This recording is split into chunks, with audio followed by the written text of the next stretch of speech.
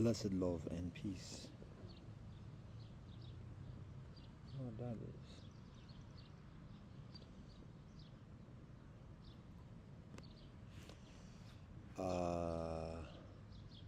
Blessed love and peace. I am observing the robins at this moment. A few years ago, in a very nearby location, the robins were doing something similar but different than what the robins are doing at this moment.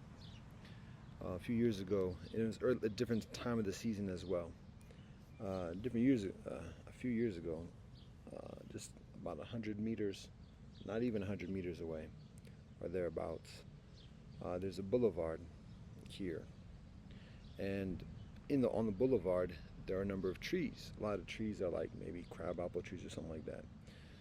So a few years ago, what the robins were doing, and again it was like spring, it seemed, as I recall, like maybe the middle part of spring thereabouts, seems to be the time when the birds are looking for nests.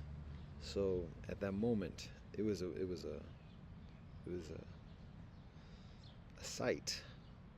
What's going on is the robins were kind of like playing King of the Hill.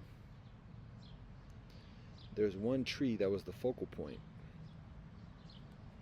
and one robin had kind of situated the robin self amidst that tree, and all the other robins were like flying back and forth, seemingly to try to get a position on that tree. And that one robin was keeping all the other robins away, and it was like dozens of robins, and this was going on for like half an hour, and it was like, it looked serious.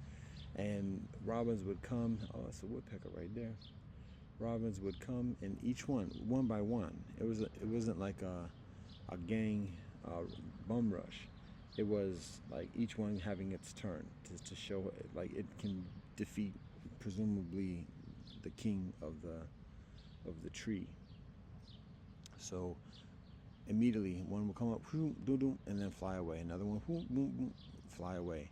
That went on for like half an hour, and it was continual, like nonstop. And the one robin, like, was, from what I could see, it was the same robin holding his own, and presuming it's a he, the whole time. But the visual of it, it was just seeing like robins going back and forth, back and forth, and swooping in from a distant tree, and then swooping back out, and back out to that one particular tree. So now at this moment, the robins are doing something similar. I can show you if that's visible here. Is that the tree? Yeah. I don't know how much that's visible here. I'm gonna look to see if they're doing it right now. Kind of, sort of. You can hear the sparrows climbing out. That looked like could have been a robin, but it was looking kind of slow to be a robin. Of course now, ooh, somebody just dropped them. Look at you. I guess the robins don't want to be recorded, because first of all, the activity done slowed up exactly as I turn around. They pick up on that. Then, as immediately as I do it, they just dropped this one on me, right next to me. Now, this is not above me. That's not a berry tree, and this was not here just a second ago. It dropped right there. Be all juicy. So I'm gonna leave the robins be. Now that might not be, to be honest, that's not a bad sign. To be honest, a robin dropping a berry next to me, it's actually somewhat of an auspicious sign, because if it was a negative thing, it would be shit, and it wouldn't miss. Anyway, but yeah, the robins aren't active like it was just a minute ago. Sensitivities, it's understandable though. But what's happening is that robins would go back and forth, and it didn't look like there was just one fending off the others. It doesn't even look like that at all. But it looked, to be honest, it looked like something's going on in the tree. And it's like, well, first, at the moment, we just had rains. We just had lightweight rains. The air is cool. That might be an opportune time for um, buggers, worms, and so it might be a keen, optimal feeding time. And so this tree might be a strategic point. Things have changed right here recently. A lot of trees cut down. So this tree might be like a central point for protection, maybe fending off the sparrows, because I can hear the sparrows just going on and on and on in the distance. So there might be some kind of territorial thing between the sparrows and the robins right now. Sparrows don't hunt the bugs and worms that robins do, but that might be what it is in terms of the robins having like a fortified base to work from, and just being active and doing what I mean, robins have a very interesting organizational methodology, hunting, going very methodically through a field, calling out to each other early in the AM and coordinating buddy system hunting joints in the early AM. I'm trying to see what this bump is right here. A lot of rubbing of sweating may cause irritation there. Where tips? All right. Upset stomach for some reason at the moment. Might be that lemon, or it might be all them peanuts after that lemon. That might be what it is. If the lemon clears everything out, and then I just ate some peanuts, a gang of peanuts that are all types of chemicals and fertilizers and pesticides and everything else, that might be it. Because that's the susceptibility of like cleansing. It's like it's increasingly vulnerable and sensitive to the harshnesses. So that's might be what I'm experiencing right now. And again, it's not an allergy to peanuts. It is a natural response to the poisons that are placed within the peanuts. So you can call that allergies all you like. However, let's be honest about this. Ooh, tell me. All right. So what I gotta share. So first thing is, as I cross the street here to connect to the Wi-Fi thing, a few things that I recognize. One is that I'm again still having in my ear the whole discourse about race and mixed heritage and authenticity and who's got credentials or whatever else. Particularly about speaking black, and it's like credentials of being rich. It's like the privilege or the authority of suffering and victimization. It's like that's not something to be to be hoarding or owning, because again, the experience of being black, it's not even a matter of identifying with one's struggle. That's not the priority. That's not the epitome. The epitome is creator, and then from there, creation, and from there, ancestors. It's not suffering. Suffering was not in any of those 1, 2, or 3s. So, and people know that, because if people start to call out somebody for not being black enough, and then they start talking about their ancestors, and they start talking to speak the language, you shut the fuck up right there. You don't say anything. If somebody's speaking African, I can't do that specifically. I don't have the fluency. But if you call somebody out about not being black, and then they come out and talk Wolof to you, you shut the fuck up right there. Point blank. They could be light skinned, high yellow, pick me. It might be coming straight from Senegal or otherwise, but you shut the fuck up.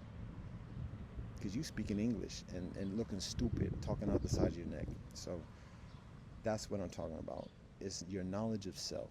That shuts down the conversation. That lifts up the conversation, to be honest. That shuts down the bullshit and lifts up the conversation. Because that's what the priority is. That's what the seniority is. That's what the authority is. Everything else is just slave games of getting bigger crumbs from master's table. That's all that other stuff is. Plain and simple. No hate, no shade. That's just facts. So anyway, all right. Now, and one of the reasons why I say this is like the typical, exactly what I'm talking about. As I'm crossing the street here, I've already done a lot of talk about this intersection that I'm looking at right now. How many times my life has been threatened? How many times, literally, my life has been threatened? How many times, like, kinfolk just run through the light with no regard, don't give a fuck. Double down, don't give a fuck. And how many of them kinfolk are black? Right, when I'm about to cross the street just a few minutes ago, and the light turns red. The kinfolk ride in their nice middle income, mid-size SUV, mini SUV, whatever, is running that red light, busted in a right turn. Now I'm looking in the other direction because usually I'm on my P's and Q's going into the intersection. So the kinfolk caught me slipping lightweight, but cuts me off and going through the red light and looks at me like whatever, black kinfolk. So when kinfolk talk about that, pulled up that black card of da da da, yo, it don't mean nothing. It doesn't mean anything. When kinfolk, when black folk are so quick to betray black folk, when black folk are so quick to devalue other black folk, even devalue themselves, self-hate, calling each other N-words, and additionally, and then questioning you because you don't. It's such a slave poisoned, it's not even toxic, it's poison mentality and self-hatred and self-destruction. So I'm not trying to be part of that. Go on with that. Now, all that being said, this is the thing. Whilst everything I just said is facts, everything I just said is true. And how many times has this happened before? In this year and years previously. The other fact of the matter is, next part of the day, I walk down the street, I get to the bus stop, yo, what's up, brother? Don't know that brother never seen him before in my life. But there's immediate connection. There's immediate kinship. And there's immediate recognition. There's immediate love and support because we recognize we're both of African ancestry, and that's something that's distinct from other ethnicities and communities. There's a recognition of a shared history and a shared experience and a shared suffering that is significant and meaningful for both of us. There's already a bond. We're already in the fraternity, and we recognize that. And there's, without saying anything, same day, same hood, could be even the same kinfolk, and that's the paradox.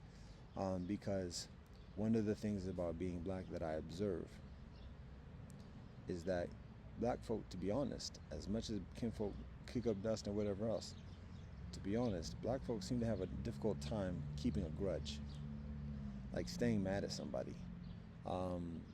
And whenever somebody causes an affront, and additionally, and then tries to make up for it, or says, come on, let's go get some, I'm not going to be stereotypical, but yo, let's go get something to eat. Then it's like, you tripping though. And it's like, it's a liability. It's a blessing and a curse, not being able to hold a grudge, because other communities, yo, for thousands of years, they remember that dude's name and what they did to you, Amalek. And additionally, we don't mess with that cat. Nah. There's a memory, and it's beyond hatred. It's just like, nah, we this is in the books. We remember this. We're not gonna forget, and it's gonna be a minute before we get our get back, but it's gonna happen. So black folk, at least in this continent, don't have that same kind of mentality. They might get heated. We may get heated at some point, and do nonsensical things, but like holding on to a grudge, particularly if there's like a half-ass kind of amendment or whatever, like, oh, here you go, have some of this. All right, they know, they recognize they was tripping. All right, yeah, no, but yo, no, that's a lot right there, yo, no. It's like, yo, come on, man, don't do that. And it's very difficult because it's part of the nature, not staying mad. And if things keep on going and keep on going and keep on going, you get sick and tired of being sick and tired, yeah. But at the same time, kinfolk don't get mad enough to get serious. And like, because the flip side of that anger and that madness is cancer and stress and disease and like sterility and rigidness. It's not that flexibility and everything else like that. So it's part of the nature. Like, I observe that as a liability in terms of political organizing, economic organizing, and additionally, and I mean, you can't say that for all across the board because there are Africans who do that. We can look at even Caribbean kinfolk, Ethiopian, Nigerian, Ghanaian, and additionally. But that's what we observe amongst many of the black kinfolk in this country, and particularly with the black kinfolk who continue to identify with African heritage and African identity, and not just assimilating and otherwise, and not trying to do any divisiveness or whatever else. But that is a differentiation, because kinfolk who do that, who do let go of that kind of identity and significance, have further susceptibility of just being like the instrument of others, and effectively being the manifestation of others, of the angst and the vendettas of others. So, without taking it personal, no offense, it's just business, just a job. Anyways, all right, so that's one thing. Recognizing how quick black folk are to betray black folk, how quick black folk are to utilize being black as a ploy, as game for just getting over on people, having this leaning on this expectation of solidarity and guilt tripping kinfolk, but at the same time like scheming, and just getting over, and even using knowledge about history and forebears, and additionally for that purpose of getting over. So how much is that? But then at the same time, how much is their love? How much is their unquestioning and unconditional love, and immediate recognition and vibration, and depth, because the suffering provides depth. Even without a knowledge of self, there's still that depth in the bond. So it's a tenacious thing, because it's not all bad and it's not all good, and it's so much of both. So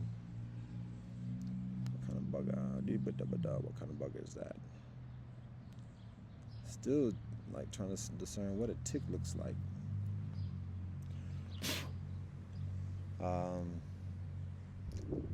Because by the grace of the Most High, I haven't experienced that. But when I look at a bug like that, I'm like, yo, is that the description? And I know there's different colors and everything, but I look at that large, it's not the abdomen, I don't think, but it's the anterior kind of portion of the, or posterior, whatever it is, the back side of the bugger. So anyways, there's that. I shared the joint about the poster that I passed by again today. The one follow-up to that about, well, not the poster, but something else I was talking about the gangsters and the pimps losing faith. The reason why it's the pimps and not the drug dealers is because two things. One, what the drug dealers do is illegal because it causes harm to people, and that's what is illegal. It's not a matter about how about the drug dealer getting paid for it, or how the drug dealer gets paid for it. So that's comparatively inconsequential. It's the actual act itself. Now, that we're not passing judgment on that specifically, and we do recognize how people are predatory towards people, even to people's own volition. And I'm looking at myself right now. So we recognize a lot of those things that are utilized as drugs are essentially medicine, and it's the exploitation and abuse of medicine, and it's harmful. So we take issue with that too. We disagree with the whole draconian punishments and everything else concerning that. But anyways, point is, with the drug dealers and the gangsters and everything, whether it's extortion, numbers, well, I'm not going to get into the whole list of different things, but particularly with the differential between the drug dealers and the pimps, is that the activity of the drug dealers in and of itself is what is of disagreement. The payment methodology is comparatively inconsequential. With the pimp situation, a woman having sex with a man, that's legal in society. Extramarital sex, that's legal within much of secular society. So that's other than the concern according to the laws of secular society. The concern is the exchange of money. So um, what the different statutes talk about in terms of sex for favors or otherwise, it may vary from place to place. And again, in that variance, there's a lot of space for um, lobbying and adjusting those laws. So there's that. So it does become increasingly and essentially a concern of payment. Um, and when it's money, then the government is right there. Not just amount of paying for sex, but then not reporting taxation. So again, when it's a bartering situation, the government has less of a purview, and there's um, further room for the pimp to be a pimp and say, oh no, this is what we doing. We ain't got no money here, and the government ain't got nothing to do with this. And in doing that, the pimp loses faith in the government because the pimp sees less relevance and necessity and reliance upon the government. So that's the differential. Oh, and the other thing also is that that's the first thing. The second thing is that the pimp is in the minds of the mainstream. Like the gangsters might be vilified by many, might be emulated by some, but the gangsters generally have a mentality that is not very charismatic with the mainstream, and is comparatively indifferent towards understanding and even influencing the mainstream. Generally speaking, it's about conquest, it's about competitors, it's about cornering markets and territory, and additionally, it's about like staying strong and minimizing weakness and otherwise. So that's somewhat the mindset. The pimp gets in people's heads. The pimp knows the psychology of kinfolk from the high to the low of society. So that's the significant implication of the pimp losing faith in the government, because when that happens, the pimp knows how to get into people's heads throughout the mainstream. Again, from the highs to the lows, the high class, the low class, the working class. Peace and blessings to you, all kinfolk. And that is a considerable liability. And there's not much that the government can do, to be honest, concerning that, because the government is a pimping entity. You could say the politicians are prostitutes that are paid to appease the masses, and just keep people pacified. So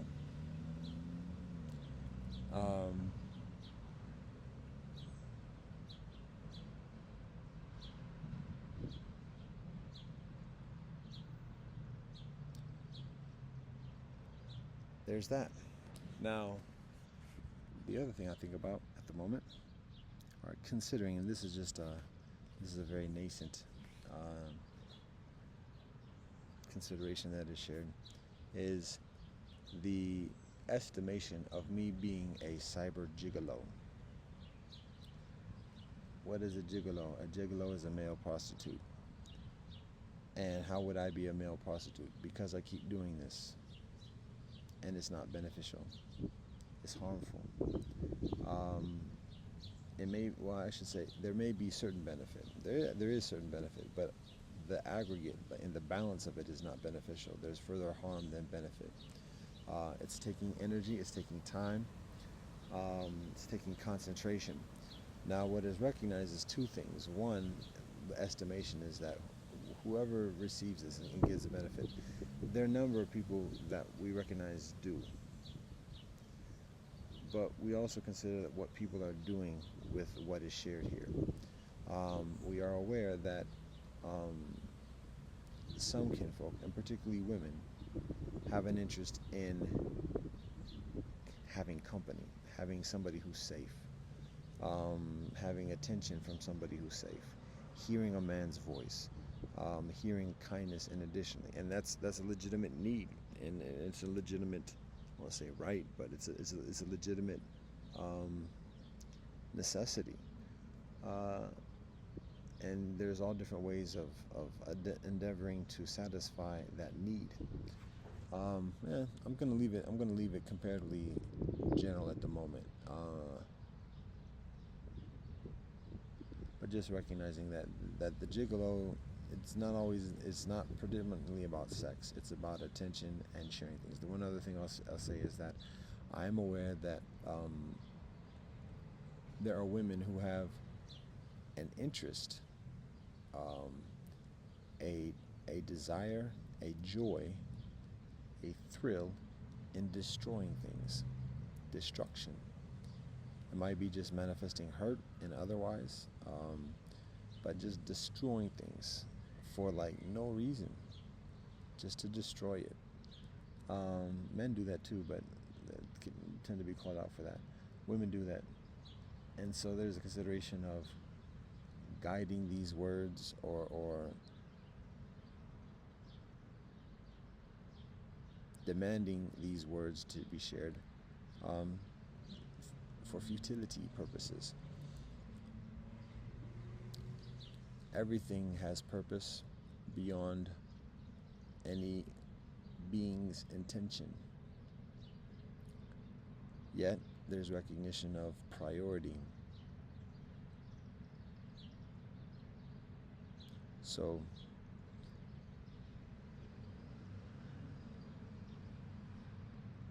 recognizing these entries as being abusive,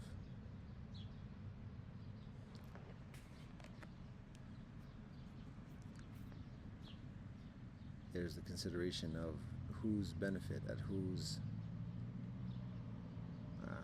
I'm gonna get off that at this moment.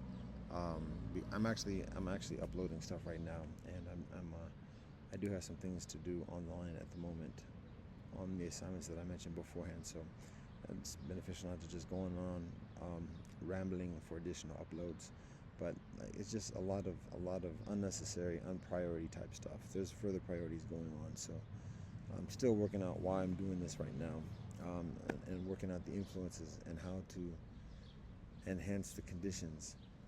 It's very difficult.